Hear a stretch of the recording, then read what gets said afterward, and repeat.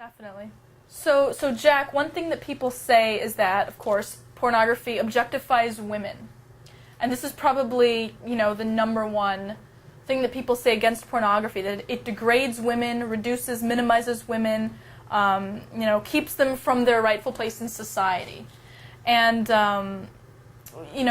what do you think about this? What's your take on it? Oh, I think that when we say objectification, the word itself has a pejorative, negative connotation. Right.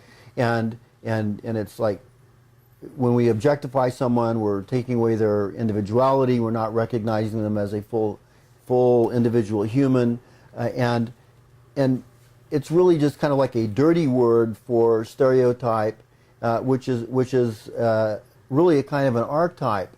And I would first argue that if it is objectification, and it often is, I don't have any problem with that.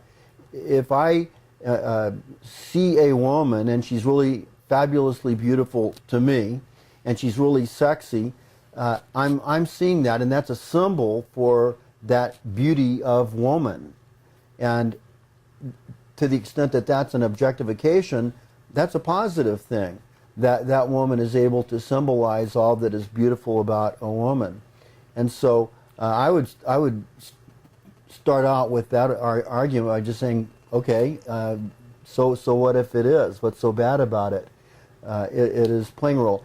Once people get to know each other and are in a relationship, there still may be objectification, which sometimes can be fun. I love being involved in role play, where I play. I'm not a pirate. I'm not really a kidnapper, but I play the part of one in our series, and I enjoy that. I'm objectifying myself as some kind of a stereotype that's kind of a good bad guy, and the women are playing a stereotype of a damsel in distress. So you're saying that, in the context, right, context is key.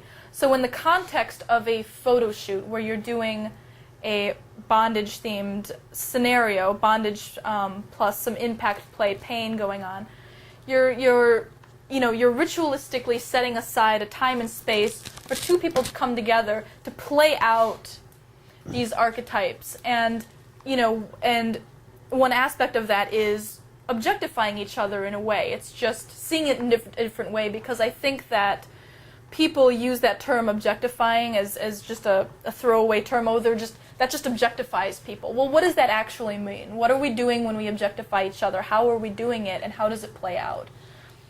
So, that's what you're saying, I guess. Exactly. Objectification is a perfectly good thing. We don't want to go through life objectifying the people that we know and care about in all of our relationship with them. We wouldn't have a relationship with people who were nothing but an object to us. But in all of the playing and the games that people do, the role playing and whatnot, and these sexual fantasies that we're involved in, the objectification is a positive thing, and it's only really skin deep. I mean, it's only right. as deep as the fun. It's like little kids playing cowboys and Indians. It's just fun. Now, you were just talking about your role in objectifying when you are actually in the scene with somebody, because you play the kidnapper in these shoots. But how do you, as a male, when you're watching this kind of stuff online, so there's a distance there, you don't know who these women are, so you don't know the rest of who, their personality and who they are in the world, you only know them as a sexual object. How do you, as the male viewer, do you view them as just an object, or in the way that people say just an object, or how do you view those women? What are they giving to you? And I think that's a great question, because it raises a couple of points that are very dear to my heart. I certainly enjoy it at a very basic level of erotica. I mean, it turns me on. I love it. I love seeing a beautiful woman in bondage. I love seeing a beautiful woman being tormented and in distress. But I'm also very conscious of the gift that woman is giving by being brave enough, by being out front enough, by being comfortable with sharing that part of her life. I'm very much watching, these different scenes and saying thank you to that woman. You're giving a great gift because, well, sure, they're just, we don't have much of a problem finding models, because there are a lot of models that do love to come and participate in this fantasy that they have. Still, we're only getting 1% maybe of the women out there who do model, because there is a stigma. There is kind of a taboo. Not kind of, there is a taboo and a perceived negativity to fetish work.